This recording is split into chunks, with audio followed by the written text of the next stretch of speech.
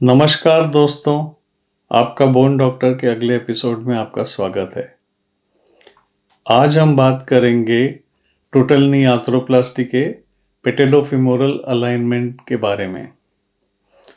तो काफ़ी पेशेंट्स आते हैं हमारे पास जिनका टीकेआर हुआ है या नी रिप्लेसमेंट हुआ है और उनको एंटीरियर नी पेन होता है।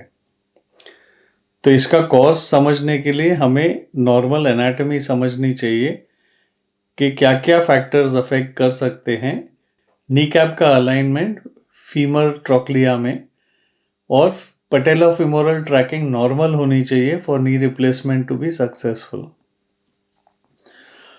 तो फिर से हम एक बार दोहराएंगे कि abnormal patella tracking is most common complication of knee replacement, और इसका मोस्ट इंपॉर्टेंट वेरिएबल होता है पटेला ट्रैकिंग के लिए कि आप अपना पेशेंट का क्यू एंगल प्रिजर्व करें।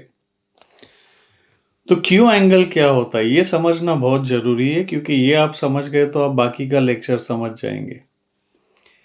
इसे क्वाड्रिसेप्स एंगल भी कहते हैं।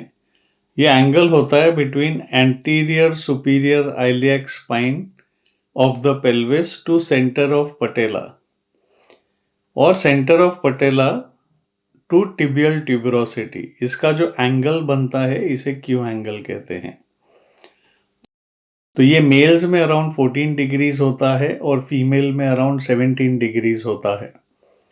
फीमेल्स में ज़्यादा होता है क्योंकि फीमेल्स की पेल्विस थोड़ी वाइडर होती है और इसके कारण females are more prone to patella problems या ACL इंजरीज।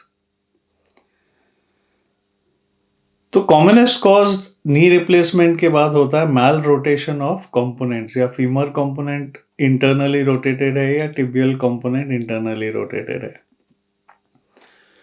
तो अगर आपका क्यू एंगल एबनॉर्मल हो जाता है नी रिप्लेसमेंट के बाद, जैसे कि क्यू एंगल अगर इंक्रीज हो गया, तो पटेला का बाहर निकलना ट्रोक्लिया से जायज़ है।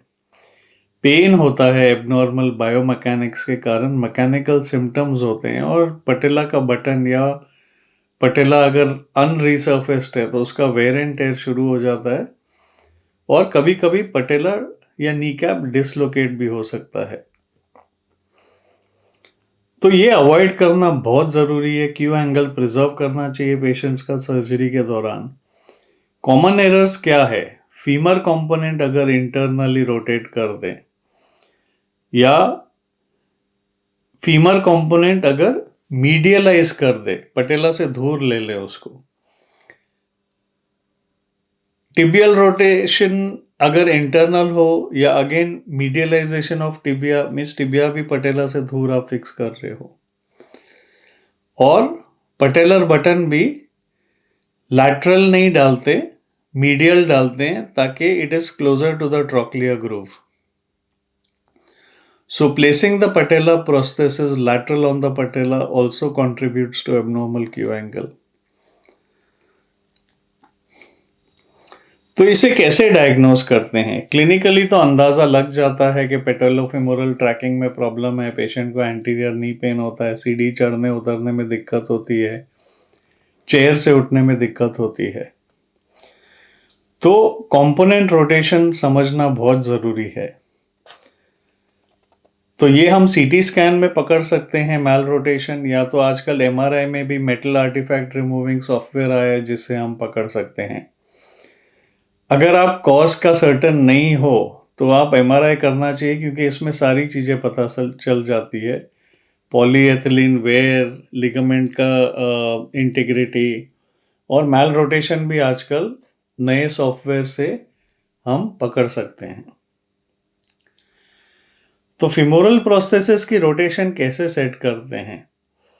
हम 3 रेफरेंस एक्सिस यूज कर सकते हैं नी में। एक होता है एंटीरो पोस्टीरियर एक्सिस। ये डिफाइन होता है line running from centre of trochlea groove to the top of intercondylar notch. A line perpendicular to this defines the neutral rotation axis. Transepicondylar axis second वाला है।